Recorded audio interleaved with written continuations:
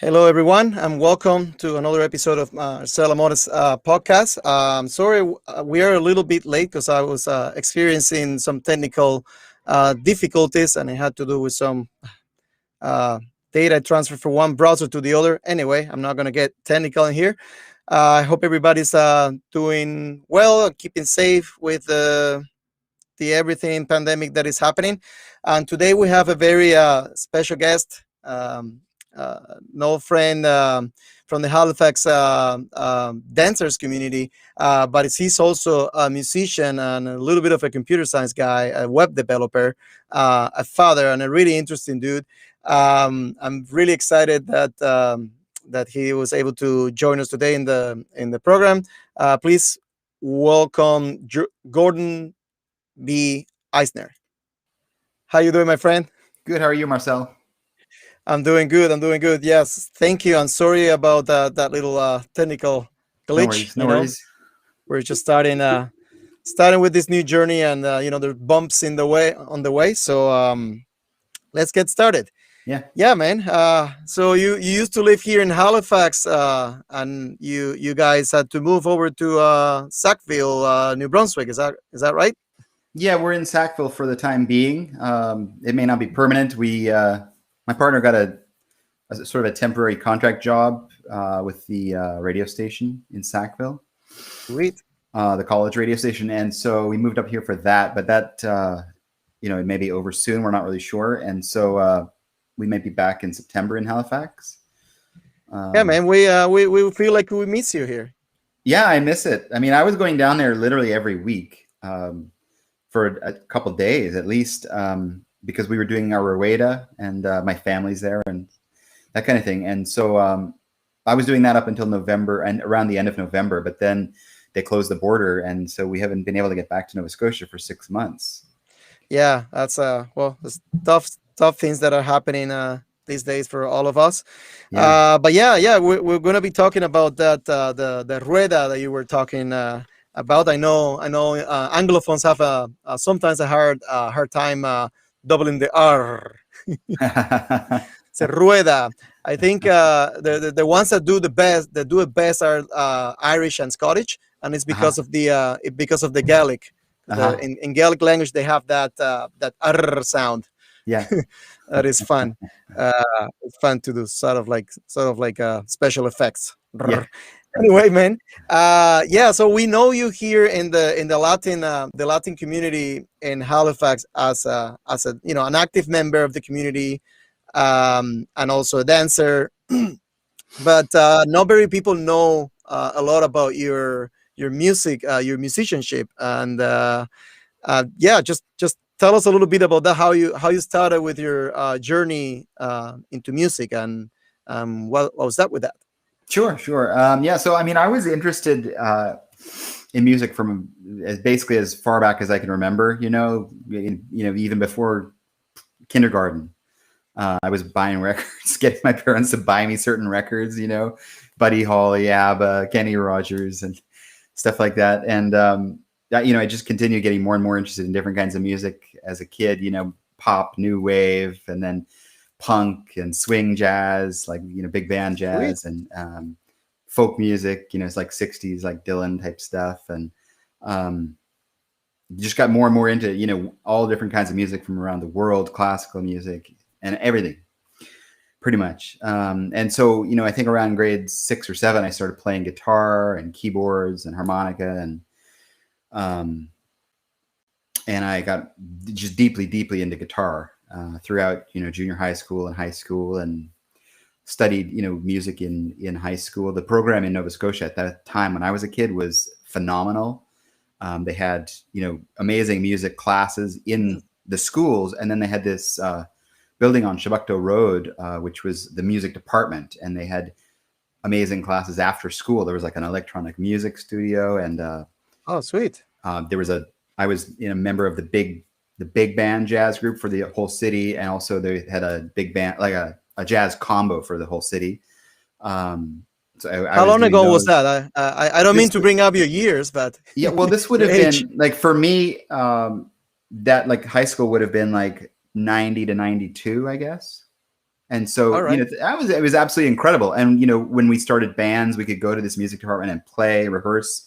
You could just go and jam with people. It was really an incredible program that they had. And so, I mean, I was lucky with that. And then I took music lessons outside of school, and then went on to study briefly at McGill jazz guitar. But I found it Sweet. really stifling, the atmosphere there. And I ended up transferring over to fine arts at NASCAD. So, but I continued, studying music and playing music beyond that. But I didn't really pursue it professionally as a full-time career or anything like that. So guitar will be your main instrument? Yeah, primarily. I mean, in terms of proficiency, I play a lot of keyboards and bass and this, that, and percussion, whatever. But guitar is Nice. kind of my first love, I guess. Yeah, man, what a hidden gem, for all the years that I've known you here in Halifax. Playing a little bit with my band, and at the social gatherings where they play salsa music and slash Latin music. You always been there and active, but yeah, you had that one quite hidden in your pocket. So Yeah, I it's mean, it's quite yeah, well, when I moved back to Nova Scotia, I had a kid, and he was just really busy with that, and he's kind of getting older now and is pretty happy doing his own thing a lot of the time. So I've kind of been getting back into music, but it was sort of on the back burner for a while. And but I'm getting into writing instrumental music at the moment, working on an album with a friend and having a lot of fun writing and recording stuff. So yeah. That's nice. And but that then you got really involved as you obviously being into the Latin community here in Halifax. You got really involved in Cuban music and salsa music. Let's go to the music part first. How did that interest you? What was the connection? Sure. Yeah. So, I mean, again, like going back to just when I was a kid, probably, like both of my grandfathers were deeply involved with music. On my father's side, my grandfather lived out in Hollywood, California, and he was the leader of a swing orchestra or jazz orchestra. Great. They were like the house band at Yosemite, and they were in some movies, like a Laurel and Hardy movie and some different things like that. He taught at the Hollywood Conservatory. So he was really involved with music. And then on my mother's side, my grandfather there he was like a multi-instrumentalist as well, and was the leader of the army band in Halifax. So, from one of these grandfathers, I had inherited like a large collection of swing records, compilations of different things. And so I would say right back to like maybe grade 6, I was listening to like Stan Kenton Peanut Vendor at El Manicero. And was, a fan of Cuban music through that kind of like the Afro-Cuban jazz, right? And, as I got older and started exploring more music, when I was in high school, I got really into Los Van Van. And, Oh, sweet. yeah. And then David, which was probably the only Cuban tape you could even get in those days, really. It was very hard to get Cuban music in Canada or North America, probably outside of Cuba generally. But I found this Van Van tape, and I had been introduced by, I think, Jerry Grinelli, the jazz musician in Halifax. And then also David Byrne, around the same time when I was in high school, had put out a compilation of Cuban music called Dancing with the Enemy. It was mostly older stuff. So I got into that. But really, yeah, it was very hard to come across this stuff. And then I didn't really pick it up again. I mean, I listened to a lot of Afro-Cuban jazz and that kind of stuff, Dizzy Gillespie and things like that. But I would say it wasn't really until I went to Cuba for the first time in 2006 with extended family. And I didn't really travel a lot in my life before that, outside of North America. And it didn't even occur to me that Cuba was a country that was open to tourism. I just thought of it as like kind of locked off, Yeah. And when I realized like, wow, I can go to Cuba as a tourist, we went to like one of these all-inclusive resorts. And then I said, I got to go to Havana if I know what's going on musically. So I went, and it was very hard to come across information at this time in Cuba because it was before the internet. And you didn't have like your weekly cultural papers on every corner like you did in like a lot of American cities and Canadian cities. So I just had to, use the information I could find in like Lonely Planet about like where possible clubs might be to hear music. Yeah. And so I would just walk, like 40 kilometers a day around the city, just trying to find these places. And I didn't speak great Spanish, so I'd get somewhere like Cafe Catante Mi Habana, and there's just like, it wasn't clear to me, like, where is the club? You know, it's in this huge complex of, you know, all kinds of different buildings and different, you know, big buildings with different areas, you know. And so I'm talking to some bouncer in my terrible Spanish trying to say, like, is there live music here somewhere? And the guy's just kind of being like brusque, you know, like not really giving me any information. Literally, I'm just right across the street from where I'm supposed to be, like, or not even right across the street, right across the sidewalk, you know, from where the club is. But maybe it doesn't start for another 2 or 3 hours because I just don't even know how it works, right? But eventually, through all this, you know, persistence, I just kept going and going to all these different places. I started finding all these amazing clubs, like El Zorro y Cuervo on La Rampa, the Cafe Catante Mi Habana, the Casa de Musica, just various places like that. And I saw some of the concerts I saw. I wasn't a huge fan of. You know, like Waldo Mendoza, more pop, right? Yeah. And some things just turned out to be like, you know, almost sort of like bolero-ish kind of thing. yeah. Like very soft, ballad, like kind of the Yeah. Latin ballad. Yeah. And I saw some amazing Afro-Cuban jazz stuff, you know, but then I also started seeing bands like Climax, Climax, Pachito Alonso y sus Kini Kini. I'm trying to think, Bamboleo, and Hyla, you know, and it just blew my mind. You know, like, this was kind of what I was looking for. Like, when I thought, like, what is going on with Cuban music now, you know? The timba music was what really excited me. And at first, I almost hate it in a way because it was so complex and so strange. Like, it's busy, right? It's you know, this mix of this like almost like a funk bass, almost like a funk metal sound going on, and then there's you know, Afro-Cuban drums and a lot of these heavy keyboards. There's like jazz elements, there's rock elements, and then there's like the salsa, son stuff going on. It was overwhelming, you know. And the bass players are dropping bombs, you know, and I was just like, what is going on? This is crazy. It was hard. It was really overwhelming. But, you know, and so my first reaction was like, I don't know if I love this or hate it. But I kept listening, you know, and going to more shows and started to get a sense of it and bought CDs and grew to love it, you know. So on some successive trips down there, I would just pick up whatever CDs I could get and go see whatever concerts I could see. And, you know, I was really intrigued and kind of in love with this music. And then I guess because of that, I kind of became interested in dancing, you know, and so, you know, that kind of really sealed the deal. You know, I started getting really into I started in Montreal trying to learn salsa, but it was like linear salsa. And it was okay. But when I moved to Halifax, you know, we found our mutual friend, Andre Doyon, and also Brigitte Ocohen. And I started taking casino lessons from them and then Rueda de Casino. And I just totally fell in love with that kind of dance and that, you know, the music and the dance together. And so, you know, we went to Cuba as a group and, you know, I just saw a ton more concerts. I started reading a lot about Cuban music, like of all kinds, whether it was the history of Cuban music, Ned Sablet, and more about like contemporary timba music books, and, you know, son and, you know, the history of music during the revolution. Just, you know, trying to find whatever books I could read, studying this stuff and talking to people who are, you know, really up on it, and just got really deeply into it. And yeah, I'm deep into it now, you know, and now I'm hosting a radio show, a Cuban music radio show. Oh, sweet. Is that over there in New Brunswick? Yeah, it's on the community radio station here at the college, CHMA 106.9 FM. And, it's, you know, of course, on the internet, it's available.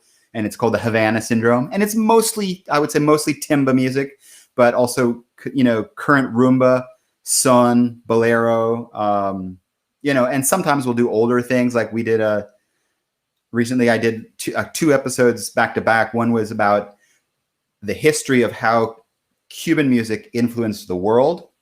And Hmm. then the next one was the history of like what kind of music might have influenced Cuban music. They were actually largely the same, but with Awesome. just different like dialogue about how and Yeah. why and that kind of thing. And so yeah, that's also been like a way for me to like brush up on stuff, learn more about it, and Yeah, no, yeah. absolutely no, and it's definitely very very complex. There's a lot of travel back and forth in across the even the continents, because there was the African influence and big time the Spanish influence, and then you get these other. I mean, to say African influence is almost like like an understatement because Africa is a huge continent, and the diversity of cultures there is just like, uh, like yeah, it's way it's a lot. It's overwhelming, Yeah. and African music, it could be marketed these days as Afro beats, but it's really really wild. It's a lot, so much culture and variation, and well, in one country in Africa, they could have like multiple languages, and each of them with particular rituals and styles of music. It's just really diverse. I'll say Cuba. It's more. I mean, one of the biggest influence, not only, but it's West African influences. It's also like, yeah, Central Africa as well. But the Yoruba tribes is one of the cultures that are very present in Cuba, and that influence the music and the culture and religion. And yeah, so that's just wonderful. And then you go that dialogue with Cuba and North America, predominantly the United States, back and forth prior to the revolution. It's just fascinating how it has traveled. And today with our world like shrunk, that everything is connected, you see that more and more happening. But it's just beautiful to analyze that part of the history of and the evolution of Cuban music. So yeah, that's amazing that you're doing that. Thank you. Yeah, at the end we'll share the some of the links to catch up with you. But yeah, so you didn't stop there. You continue to improve and work on the salsa community and the salsa dance here in Cuba, and specifically to the Reda de Casino. Before we continue, I wanted to just briefly uh, explain for the people that may not be familiar, what you said. The style of salsa that you learned in Montreal, you call it like, how do you call it again? Like lineal salsa? Linear, yeah. Yeah, that would be mostly the L.A. or New York style, right? LA, Puerto Rico, New York, Or that kind of thing. Yes, everything outside of Cuba, globally is kind of yeah, and they uh, say linear because you got the 1 2 3, and 1 2 3 goes back and you forth. just back and forth, yeah, just Yeah, trading places, yeah. yeah. Whereas like in Cuban music, it's just going on the sides, right? Circulars, And yeah, yeah, and yeah. and People are all just over. constantly doing circles around each other, and it's much more Yeah, loose, yeah. absolutely. No, yeah. So just wanted to clarify that. But yeah, man. In your development, I'm glad you mentioned obviously Andres Aviona.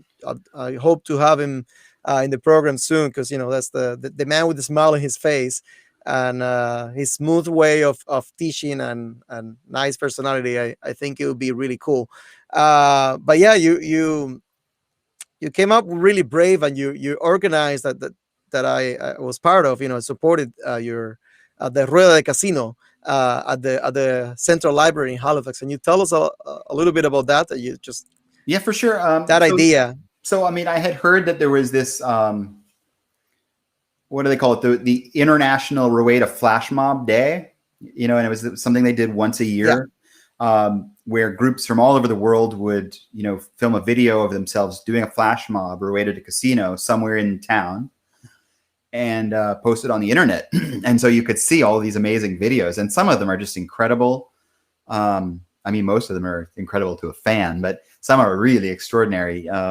And so I thought that was a very cool idea. And, we were doing Rueda as a group.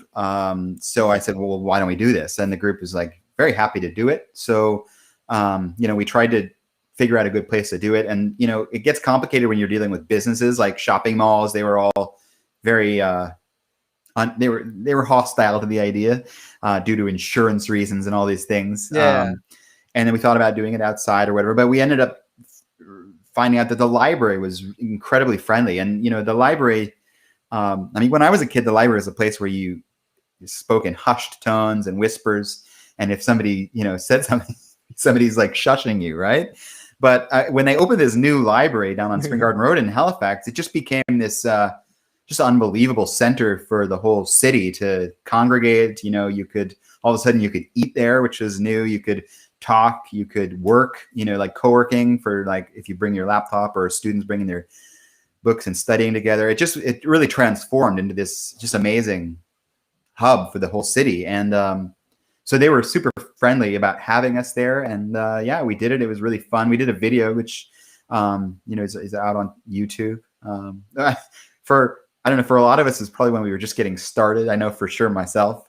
So it's a little bit embarrassing to watch maybe now, but No, man. it is what it is. It's good, No, man. I think I find that when cultures like well, my culture, when they travel the world and you come like me and many others that we live here now, we see locals interested in the culture and wanting to be part of that culture and taking initiatives. Right, we have like a few salsa schools here. I mean that's a really good it's a positive thing, right? Because you see the culture just going through different boundaries and then uh, and traveling right back and forth, and the fact that the locals are like Canadians are learning and they're um, further like creating like new ideas, like well like dance schools or like your initiative of creating like a really casino, right? That like a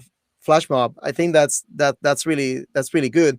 For the most part, I say it's a positive experience, right? Yeah. It's and I wish the community here in Halifax in general would be like closer, right? Yeah.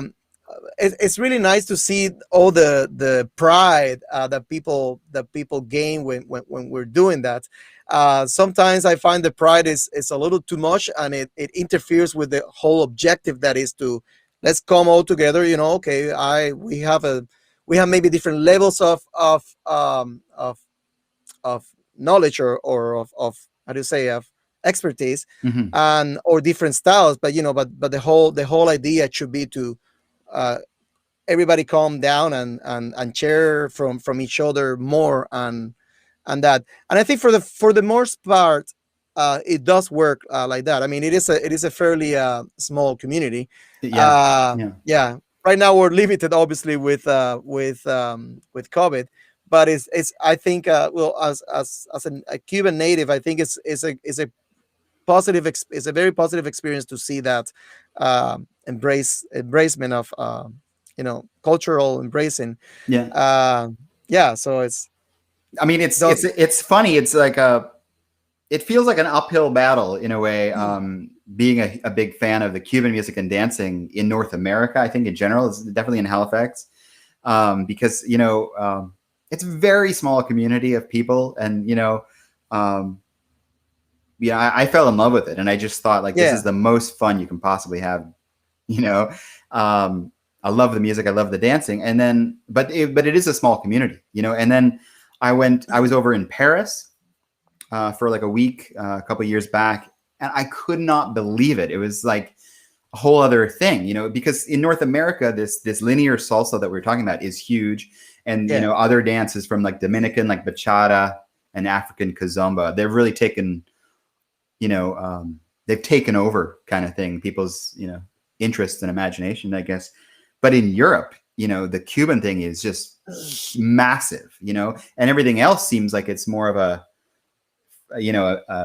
fringe thing. But people are just they Mhm. love they love Cuban music and they love Cuban dancing, right? And so, I mean, I was able to go out like literally every night of the week to a big Sweet. event in Paris where people were dancing, and there was a lot of like Cuban people out dancing, but there was also a lot of like Parisians, and people were just super, super friendly. Even though I had only been doing it for like maybe a year at best, and wasn't that great. People were just super friendly.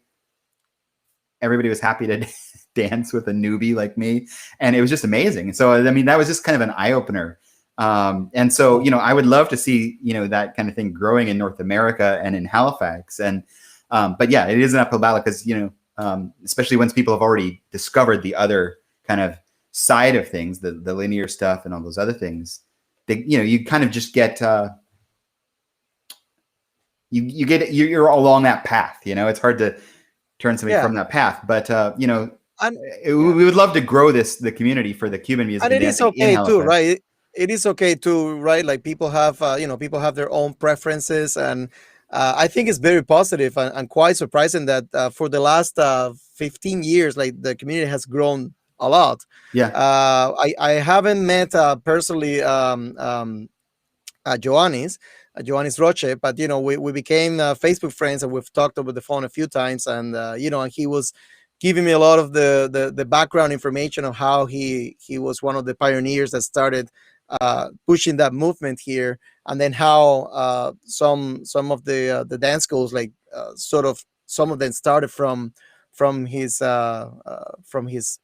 his push when yeah, he had the bar and the music and the dance school. So I think that's really good. And I mean, for a small city growing city as Halifax, it's just fantastic yeah, that is happening.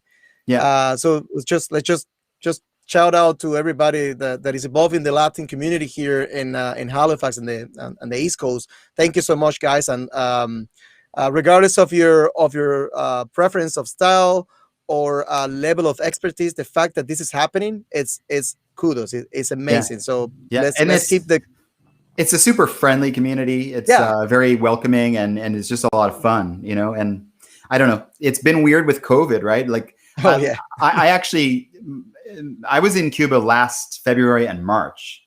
Oh dude, We just lucked out, right? Because right before. a lot of our friends were planning to go in April.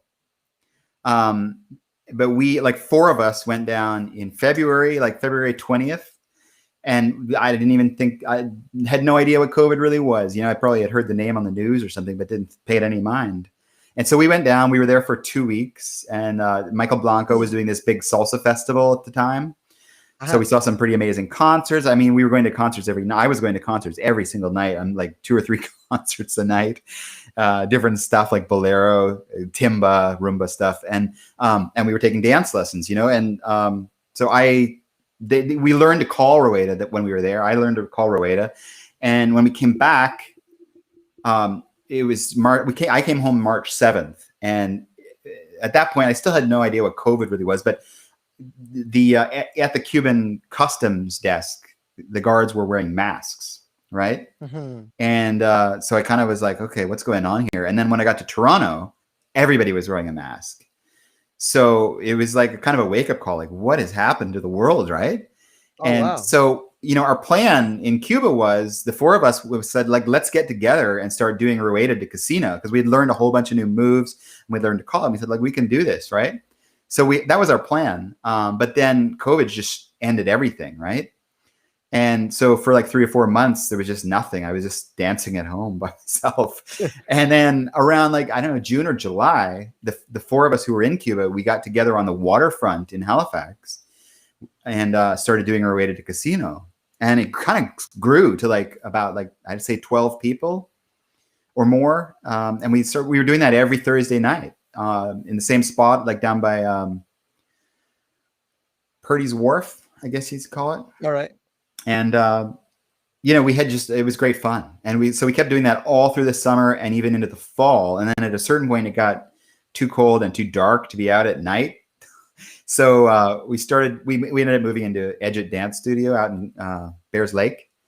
And, you know, we were doing that and it was going great. But then at a certain point around the end of November, COVID shut it down. But, you know, assuming this COVID thing ends, you know, I would love to, like, try to help, you know, grow the Cuban dancing and music community in Halifax and Nova Scotia and Canada by, you know, doing like events like with your band and Son Latino and, you know, DJ Yeah. music and just getting people out and dancing, maybe introducing people to Rueda Casino. We have these great teachers like Andre Doyon, Brigitte O'Coin, you know, and I guess there's a new Andres now working with Karenia, who I don't know, but, Okay. you know, Yeah. Yeah. so there are teachers there. And if we can get people to come into this community, maybe not even knowing anything, but just interested in dancing, interested in salsa, and just to grow it, and I look forward to trying to do that, It hopefully. is fun. It is fun, and it's for everybody. It's very very much so it's a great suggestion because it's a great fun workout. Yeah. If people that are struggling to work out, oh, I don't want to go to the gym because it's uncomfortable and this and that, like a half hour of salsa music is an incredible workout. Yes. Basically, Oh yeah. all the muscles of your body are gonna work. Totally. It's Yeah, great. It's great exercise. You're listening to great music, and you meet people, you make new friends, and you get to like laugh at yourself and just have fun. It's very, especially with the related casino, like, for people who don't know that might be listening, like what it is, it's basically like square dancing, except you're in yeah, a circle. And so you have one person who's calling, or many people who might be calling, and everybody kind of dances to those calls, right? So it can be kind of funny, somebody might do a new call that you don't know, or maybe everybody fails to do the call, or maybe one person, and it can fall apart, and then that's just funny, it can be fun, and it's very loose, right? So it's just a real fun thing to do, and yeah, the fitness thing is there. It's just a great activity. yeah. Very community oriented as well, because you need to switch partners and the Reda. Yeah, sorry, I meant to ask that the concept of Reda, which you could do like one on one too, or solo dance. It's got so much versatility and so much room for fun, and it's at first, I mean, even myself, I felt intimidated by that because I didn't. I took kind of like a different path in Cuba, and I didn't learn actually read until I was here. Yeah. And it could be intimidating because you see all the spins going on, and it's, oh, what? How am I going to remember that? And I think that was the issue that I had. But then once you got into it, you just practice and you start seeing it. It's fun. It's a lot of fun. Highly Yeah. recommendable. The thing for me was like, I started in Montreal, and it was good. It was sort of fun. But it was just partner dancing. And then I did a little bit in Halifax. And then when I started doing it with Andre Doyon, he just had this way of making it seem really unintimidating and really like a lot of fun. And it was like, I just didn't care if I wasn't that good at it. I didn't care Yeah. if I was messing up, because I was having fun basically from day one. Right. And so that's the kind of the way I look at it. Like if that community is going to grow, it's like you want people to have fun from day one so that they don't take, the first class on the first day and then decide to leave, or take like, 2 weeks or 2 months or whatever of classes and then decide like, I don't know, I'm not good at this, or I don't like this. If they're having fun from like day one, they're much more likely to stick with it. Right. And that's the thing that made it work for me, was like Andre he made it fun for everybody. And so it was just like immediately like people started becoming friends and, just having a good time together. And I think that's kind of what really, did it for me. That's good. No, thanks, man. No, it's amazing. Yeah, we'll have you back soon. There's another side of your versatility that that sort of also surprised me, and you became web developing, Yeah. and you've done pretty amazing work. Like, what was that? What happened? What was that transition to get into computer stuff? Yeah. Like, Oh, well, like I said, I started studying jazz guitar at McGill, but I just found the atmosphere kind of stifling, and I ended up going to fine arts at NASCAD here in Halifax. And so I graduated with a degree in fine arts.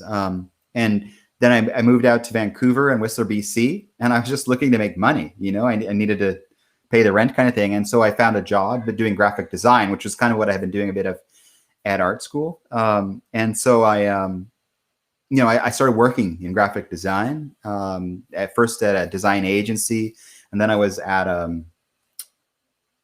the town newspaper in Whistler, and then I later worked for the resort of Whistler, the mountain.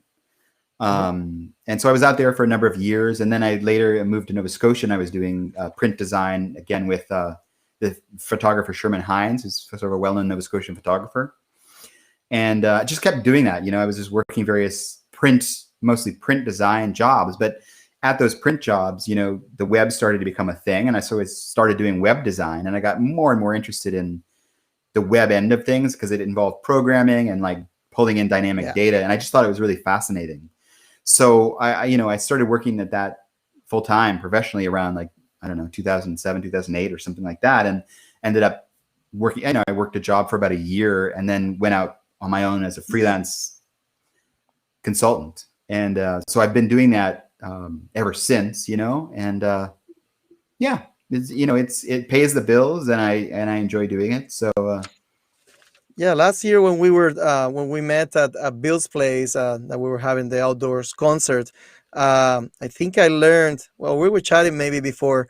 A very accomplished, like a really well done and great accomplishment that you did for Nova Scotia. You developed this app that is useful Nova Scotian plants, yeah, and yeah, I find that fascinating. I just wanted to quickly share the audience because I got it right here.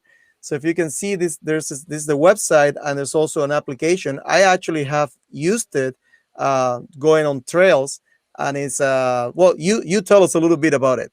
sure, Sure, yeah. yeah. Uh, Uh, can you can you close the close the website? website? Yep.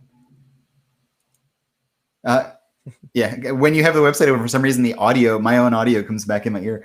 All right. So yeah, I had an interest in knowing like what's out there and edible in Nova Scotia, and I looked to see if there was such a thing, and there wasn't something that I was, that felt like it was made in Nova Scotia by Nova Scotians that really had the kind of information I wanted. And so it occurred to me, like, maybe I could do some kind of a website or an app, like a mobile app or something like that. And, I talked to some people about like data, and I didn't come up with anything. But then I thought, well, what about the Nova Scotia Museum of Natural History, And I approached them, and there was a curator who was the botany curator there, Marion Monroe. At the time, she's now retired, but she was at the time the curator, and she thought it was a great idea. And because the museum is a part of the Nova Scotian government, it was they were extremely unwilling to work with anything that's not of their own invention, I guess, and not being done by their staff and whatever. So they say basically like, no way, this is not happening. But Marion said, well, I'm paid full time to work on whatever projects I work with, that I want to do in botany, and I want to do this. So I'm going to, do this. They're not going to pay you to do this, which was never my goal in the first place. And it's not going to be part of like the museum's, whatever, right? Or the government's portfolio of projects. But I can certainly do the project with you, provide you with all the data, and then you're free to just build this app on your own, right? Nice. So which is what I was looking to do in the first place, right? I wasn't looking to get paid by Nova Scotian government or the museum, and I just wanted to see this thing exist, right? So she came up with all this amazing data, and I built the app, and the museum later kind of saw like, wow, this is actually really cool, and they promoted it within the museum. And nice. So originally, I did like a website, and then also I did an Apple, like an iPhone app, and also an Android app. Yeah. Well, as it turned out, the Apple thing became kind of a technical nightmare because of some of their weird policies, which, if you follow this kind of thing, you might know how a lot of people have a lot of problems with Apple and how they deal with developers. So it just turned out like it was for something that I did for free and was giving away for free. It just turned out to be an absolute nightmare, and I just pulled the plug on it. I just let it die out. But the Android one, I guess, is still in the Android store. But for me, I just focus now on the web applications, which are still out there, and it's the exact same data. It works the same. And so you can access it through your phone. The reason I originally wanted to do it for the through as apps was just because I was thinking, like, if you're in a remote part of the province with no access to internet, it would be nice to have the stuff that's actually just stored on your phone. So now you don't have that option. But if you, as long as you have internet, you can use it anywhere in the province. And it's got really, I mean, it's incredibly like specific, just only the plants that exist in Nova Scotia, and it's scoped to like what part of Nova Scotia that plant grows in. And so, you know, I wanted to see it exist just for my own use. So like if I'm out at Crystal Crescent Beach with my son, we can see like, okay, what is that berry? Yeah. You know, let's see if we can identify it. And we did, you know, and that was just incredibly satisfying to be able to have that. And so Did we you did have that like a app. team? We did Sorry, that do you app. have like a And then team of? what were you going to say? Go ahead. Sorry. What I was going Yeah, to say. yeah. So I wanted. we did that application But first, which is yeah. an application of plants that are useful. Okay. So these are things you can eat Yes. or, you know, build something with, right? Crafts or whatever. Very good. And then we follow that up with a second app, which was partially sponsored by the Poison Control Center at the IWK, and which is about like harmful Nova Scotia plants, right? You know, things that are poisonous to some extent, right? So there was the two of those. Yeah, yeah. I'm gonna share the links at the end, because yeah, I didn't know about the harmful Nova Scotia plants, and I'm gonna be checking that out more for sure. You know, we all need to know that stuff. Yeah, I'm sorry that we kind of interrupted each other a little bit there. No There was a worries. couple of connection problems there, but I think we got the idea of what you were saying, Okay. explaining the ad. What I also wanted to ask you is if you had like other people, like scientists or uh, like people that work with plants that also involved when you put together the database, or was it only working with the museum Yeah, itself? it was purely with Marianne Monroe, who was, you know, that curator of botany, and I think that was pretty much maybe the last project she did before she retired. And so she provided all the data, you know, and the knowledge, and then she had a huge database of photographs that were, you know, like donated or whatever, the property of the Nova Scotia Museum. And so she was able to talk to all those individual photographers and get their permission to use the photos. And because I wasn't like making money off this, nor was she as a project, we weren't selling it. Everybody was very happy to have that, you know, as part of the app. So it's, yeah, the data is all hers. The photos are you know, done by people all over Nova Scotia, I guess. And then, you know, I built the application and did the design. I found that fascinating, man.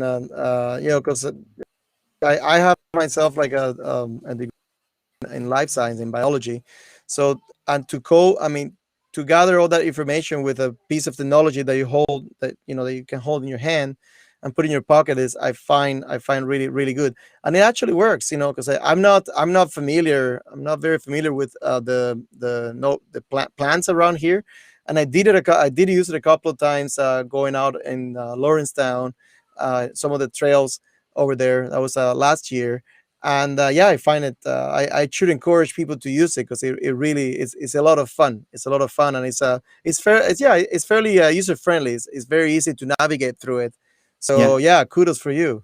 Yeah. Yeah. It was fun. I mean, it was funny because at the time when we did this, it was, you know, it was not too much work on my end to build this thing really at all. But it was funny because there was another project that I heard about, and I won't go into too much detail, but there was another project where somebody was paid 40 grand to build Oh, an app that was not just useful and harmful stuff, but literally all the plants, right? And somebody provided the data to a developer who, everybody shall remain nameless here, but somebody provided the data to somebody else who was paid 40 grand to build this app, which never oops. materialized. Okay.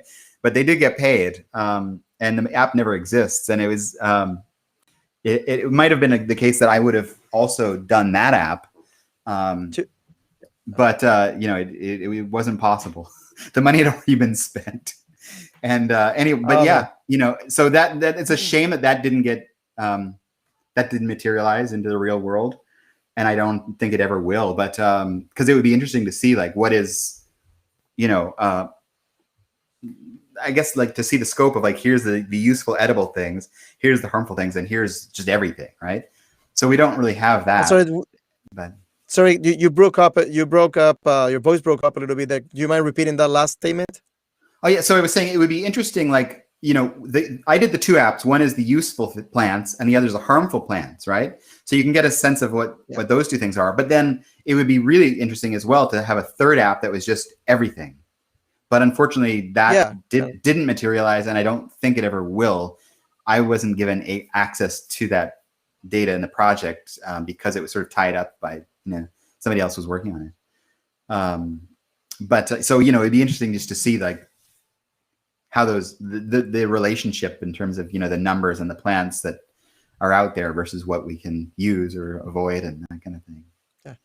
Yeah, sorry to hear about that, man. But yeah, just I guess it's one of those things that happens in life that Yeah, it's good to talk about it though. yeah. Yeah, like we were chatting earlier about the a little bit of the project that I'm doing with music interventions in healthcare, and specifically with dentistry. And then you were saying you brought up a good point, a really good anecdote that happened to you with when you were a kid, right? Yeah, how you end up hating or disliking country music. Share yeah, that. yeah, Come on, it's funny. yeah. Yeah, well, I mean, so basically what you were telling me was that, the research that you're doing in music therapy is looking at like how specifically like in dental work, music can provide basically like a distraction or something we get kind of absorbed into to maybe Yeah. like act as something to dull the pain or just, Yeah, just kind of shade away from the pain or and yeah, also reduce anxiety. yeah. uh And so so the thing that I thought was hilarious about that was like, and I'm sure that that's true, depending on if the patient it really enjoys the music or it's a type of music that works, for the patient. But when I was a kid, my dentist was a children's specialist. Okay, it was only children that came to his office, and the music that he played exclusively, as far as I can recall, was I believe it was the Country 101, which was the new country music radio at the time when I was a kid. And so it was all steel guitars and what I would just say was the worst kind of music imaginable. Like even country music fans, I think, look back on that era of new country as being a really bad time for country music. And so I permanently like associate, I think, the sound of like steel guitars with dental drills. And if you played me ouch. that music, it would be almost like Oh, I that's feel like tough, a man. pain in my mouth or something, right? So yeah, and I was just really hyper aware of that as a kid, like this connection between like I'm listening to this music that I hate and getting a drill in my mouth, right? So definitely, like I think that as a children's dentist, he may have not been like listening to the right music for it to function in a therapeutic way. Yeah. No, I mean no, that's really fun. But yeah, so sorry about that. That it got you like to yeah, because that's what happens. You associate everything that is in the environment with that painful or bad experience. So then that's how you remember that, Yeah. and it associates. Yeah, yeah. It's a lot complex. In the whole review I'm working on. But yeah, one of the things that some of the researchers are finding very favorable is if you allow the patient to choose their own music, because then you Mhm. would sort of reduce that bias of Yeah, potentially yeah. you choosing a music that you think is good, because you're within a context that oh yeah, people from here like country music, no problem. But then yeah, they could have Definitely. been a kid like you. Yeah, I mean, I can't imagine that there was any kids or many kids in downtown Halifax. This was at the Spring Garden Professional Center on Spring Garden Roby. I don't imagine there was a lot of kids who were fans of new country music at the time. Mm. Pop, new wave, rock music, or children's music maybe would have worked, but yeah, not the new country. I don't think. Yeah, man. Thank you. So, talking a little bit more about the web developing, you were telling me a little bit about another project you were working on with that had to do with food and collection of Yeah, recipes. yeah, yeah. What's up with that? Well, somehow in the process of my career as a web developer, I developed this niche a little bit with publishers, Canadian publishers, like a lot of higher education publishers and that kind of thing. And so, one of the publishers that I was working with is a Halifax publisher, Formac Lorimer. They're based in Toronto and Halifax. And they've done a lot of amazing books over the years. And Jim Lorimer, who runs that company, wanted to do an application that would be an illustrated history collection. Because he has all these Canadian history books, and so he wanted to see if he could make an app where you could search across all of the books for a certain reference, such as like Billy Bishop, and get results, right? And then go through all those results and look at like, where's that result in this book and this page and that book and this page, right? So we built that, and he wanted this to be a business venture, which would generate money through like subscriptions and also through maybe increased book sales. But he had a hard time initially getting libraries, I guess, interested. It was probably aimed at the high school libraries and university libraries and that kind of thing, or public libraries. He had a little bit of a hard time getting it up and running. So, he thought like, well, what about also doing something with cookbooks, right? Because he also has this whole line of cookbooks. A lot of them are all of his books are primarily about Canadian culture and history. And sorry, we lost you. We lost you there for a second. Sorry. Okay. A whole line of just rewind like 10 seconds ago. Yeah. So what I was saying is this publisher had they did history books, but they also did cookbooks. And they had a whole line of those cookbooks, and a lot of them are Canadian cookbooks and East Coast cookbooks. So he kind of partnered with the Halifax Public Library system to sort of make this. I built basically a second app that kind of used the same code under the hood, but it had just different data and a different look to it, right? And so it was devoted to cookbooks. And so we got that up and running, and it's been up for, I was going to say like 5 years maybe. But recently the public libraries, I think, have finally kind of maybe agreed to get involved in a more serious way.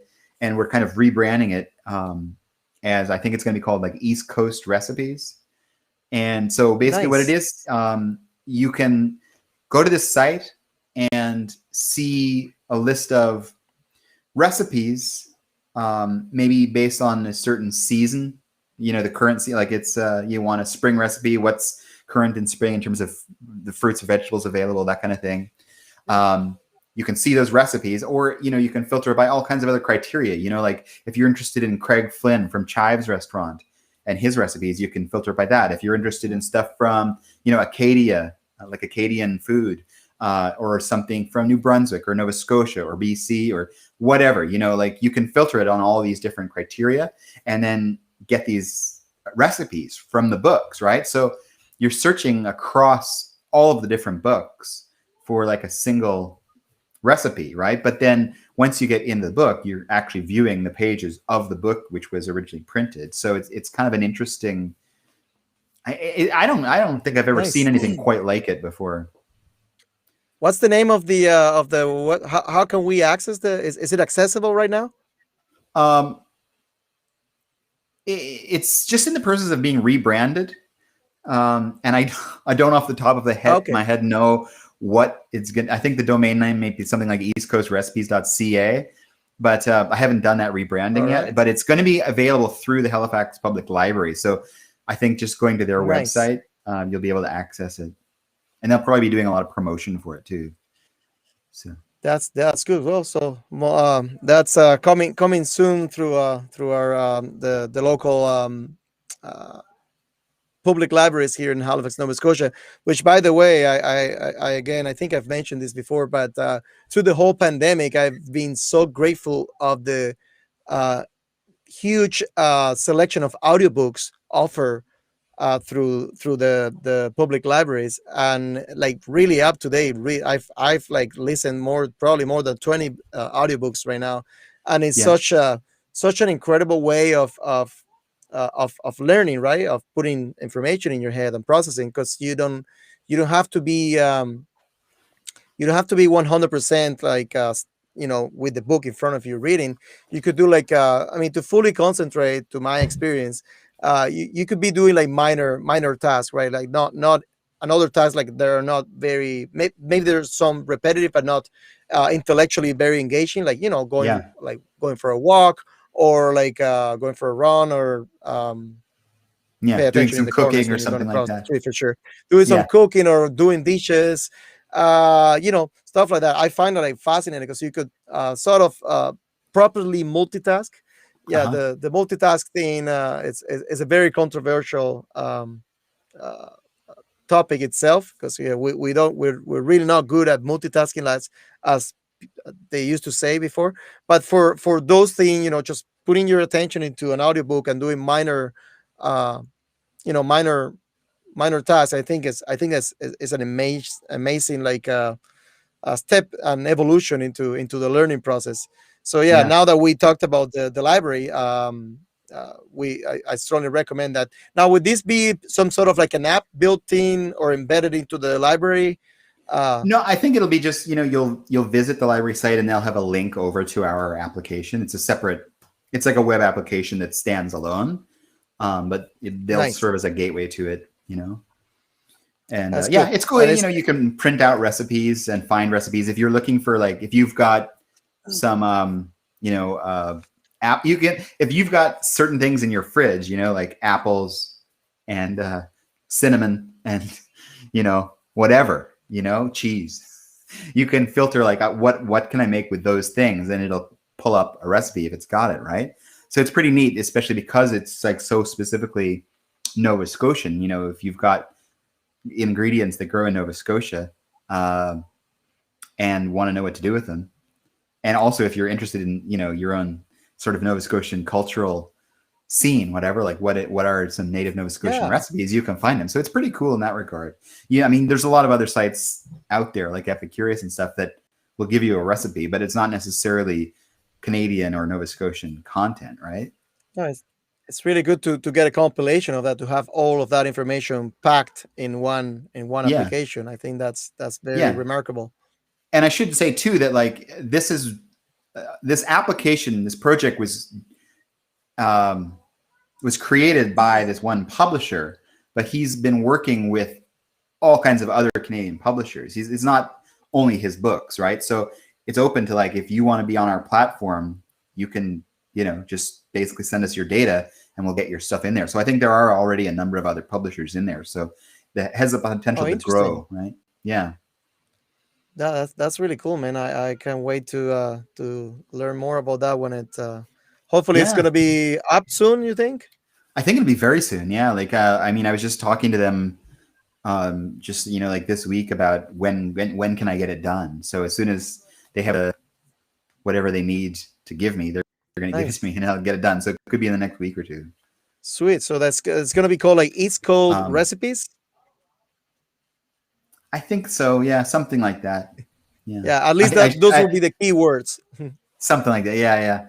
Yeah. Speaking about the library, I feel bad about the library because, living in Halifax, we lived in Halifax up until September, and I was going back and forth every week. So, we were reading these series of books called Artemis Fowl to my son, and I was taking Mm. them out from the Halifax library, and then I would bring them back as soon as I read it, right? But then we had one, and all of a sudden the border was shut down. So now I've got this book that's like 6 months overdue, and they probably think I stole it. But the good thing Oh is, no, don't penalize him. well, here's the good thing is that around sometime last year, I think they'd made this decision that there would be no late fees as long as you bring the book back. Yeah. Yeah. So, Oh, I'm but sure they'll anyway, understand. Yeah. as soon as that border opens When up, the I'll get their borders. book back to them. Yeah, yeah. Great excuse, man. Just to do. Hopefully, we'll be a little bit uh, more controlled. I think they're opening the vaccination now to the 40 and 40 plus. Oh, really? I'm Wow. I'm not there yet, but You're ahead of New Brunswick then. yeah, Here I it's think I still think up in they the just. 60s, I think. Oh wow, I think Yeah. they just launched that, if I'm not mistaken, or they're about to. Yeah. Um, but yeah, man, no, yeah, we hope to have you back at some point, and be able to well, we could still, the fun thing about salsa dance is you can do solo dancing too, and it's more fun Yeah. with couples, but or do the reda. But we see when everything kind of like goes back to a steady new normal.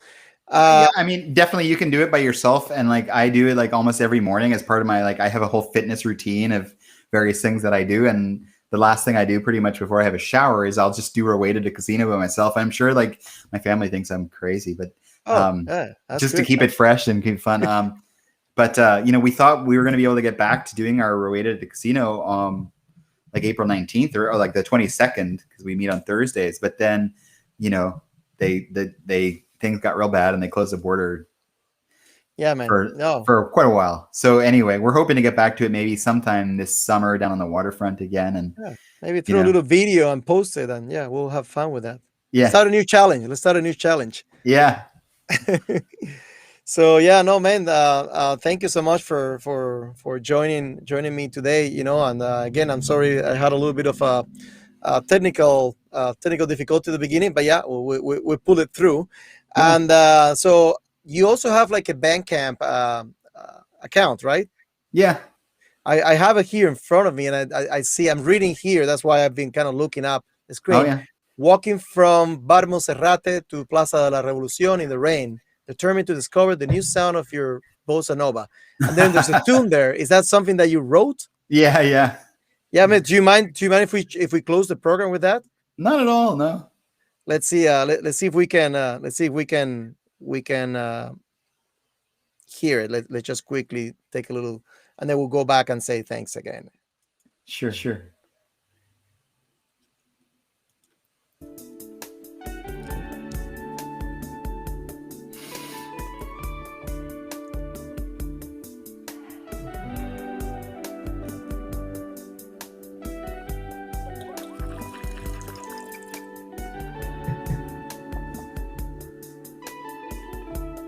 Can you hear that?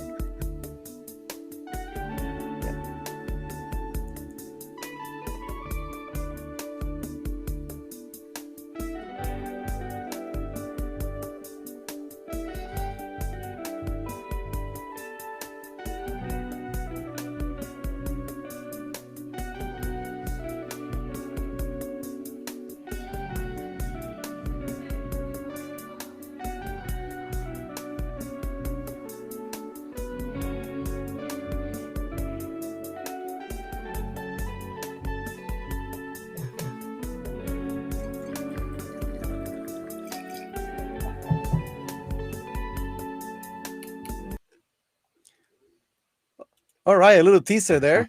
Uh, I can see that people can support you by buying the digital track for $1 or send us a gift. So that's that. So what happened in that? Just to quickly finish that. What happened? What was the inspiration to create that tune, that melody? Oh, I've just been like working on a whole album of instrumental music, just writing and recording stuff. And I've got a friend up in Montreal who's recording the drums at the Phi Center, and I'm just recording my stuff at home. And yeah, just having fun, just getting creative, doing some really strange sounding stuff. Like I'm doing stuff like Afro-Cuban, like Wawango rhythms, All right. and All on right. top That's of that, that's gonna be a good challenge. Yeah. yeah, and then and he's like learning like to try and like do wah and go on the drum kit, and then on top of that, I'm throwing like wah wah guitar, like a funk guitar, and then some kind of like folk sound, like just mixing up all these different sounds, right, and just seeing what comes out. And so yeah, we're just kind of having fun with it, and so I'm hoping to get like a little EP out on there on Bandcamp Kind of like soonish. I do believe you're a fan of Irakere, right? Yeah, Yeah. So definitely. yeah. So yeah, that definitely that's a huge influence in the Afro-Cuban Yeah. funk, and it's just yeah. Actually, Those here. they had a song. Probably the first song that I ever danced to was there's homage to Benny Moré. Do you know that song? I'm not sure if I can recall it. I've listened to many of their It's albums. it's an amazing song, and it's kind of it pulls in like his Que Bueno Baila Usted as sort of like a theme, right? Anyway, I'll see. that's the first song I danced to for sure, and I've seen you know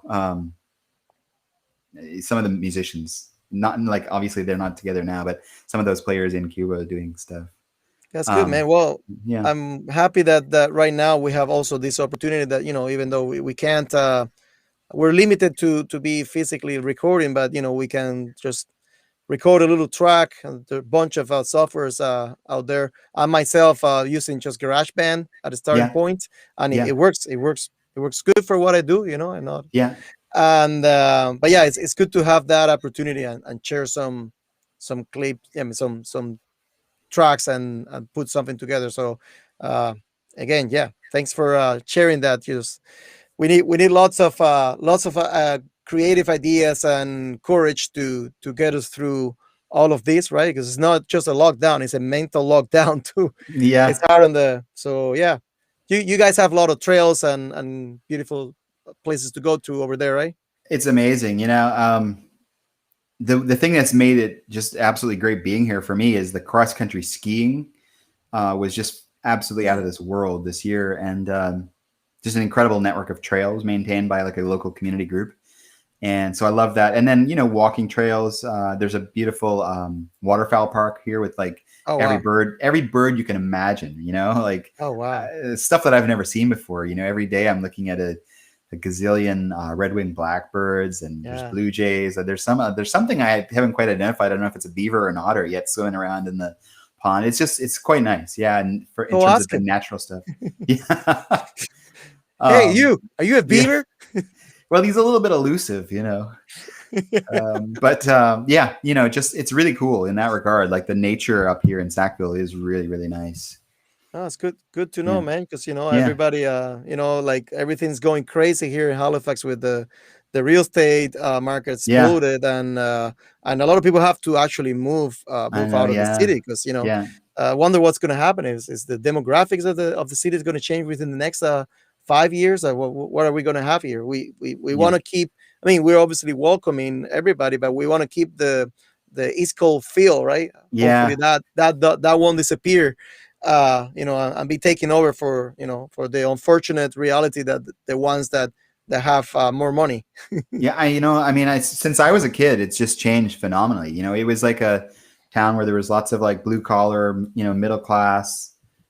It was just a humble little small town, and now it really does feel like it's a place just for the rich to and um, it's different. It's really different, and I think Anyway, when you come back there, it's a bit of a surprise if you've been away for 10 or 20 years. It's like, wow, yeah, yeah, it is a yeah. shame, Well, but it happens. Oh, it happens. I mean, I only hope that it doesn't feel. I mean, because changes and growth is inevitable and it's necessary. I yeah, just hope that it doesn't lose the East Coast feel, right? yeah, Maybe I'm just sentimental right now because I yeah, made this I've made this my home too. yeah, But yeah, man, no, we've covered great topics here. How how you come across with music, dance, and computer stuff, and some of your great accomplishments. Thank you for doing that. And I recommend everybody to just if you can play music, just play an instrument, drum, or pick up a guitar or something. If you're not in so much into music, you can dance. You can dance salsa. You can dance whatever you want.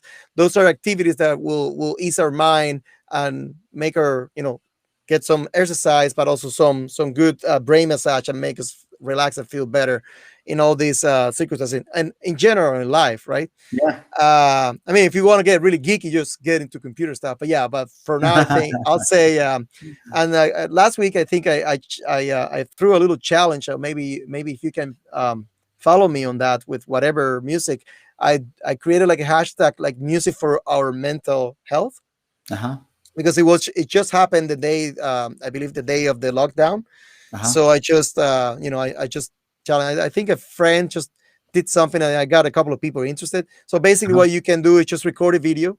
Uh-huh. I mean, it could be music or it could be you music and you dancing. It doesn't Yeah. matter, right? Yeah. It's there.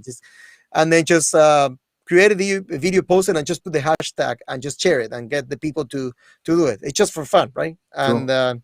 hopefully we'll incentive people to play more music or to dance a little bit more, which we Yeah. all need. Yeah. Right on, man. Well, thank you so much for being with us today. Yeah, it was And fun. yeah, and Also, yeah, thank you for sharing so much information about the East Coast recipe project Yeah, that is going to be becoming available to soon at the Halifax Public Libraries, and the application for useful Nova Scotian plants and harmful Nova Scotian plants. Is that the other yeah, one? Because yeah. we do need, we don't want to cook the wrong thing, right? Yes, yeah. And it's funny what when you get in there, even stuff like apples, right, are under the harmful, depending on how you use them. Oh, interesting. Yeah, yeah. Right But on. No, anyway, yeah, it was super fun, Marcel, and I really hope that the next time I see you, you're playing another gig, yeah, yeah. um, We'll see. Yeah, that we can all be together watching music I'm live again. Because embracing, yeah, man. I'm embracing life as is, and I'm happy to stay safe and keeping my family safe. yeah, Same to you, and please say hi to Erica and your little one. yeah, And yeah, thank you so much. yeah, yeah, All right, talk to you all right, soon. Please send me those links, right, so I can update the for everything. sure. All right, Right on, man. bye, Thank you. Marcel. Bye. Well, thank you so much. That was a lot of fun today to have Gordon B. Eisner with us today. It's a really interesting guy, as you can see. Maybe he looks, and I did ask sort of for permission to say this. He kind of looks like a nerd, and it's so funny to see that, how appearance it can be so misleading, because you see this guy wearing these awesome glasses, and kind of serious, and then he's a terrific musician, and he arranges and composes music, and he's a salsa dancer and a web developer. So yeah, thank you so much, Gordon, for being with us today, and I hope to have you back soon here, in Halifax, after all this craziness happens. Thank you so much again for joining us, and please subscribe to the channel below. This is live on YouTube as well. That's Marcela Mores, and thank you so much for joining us, and I'll see you guys soon. Thanks.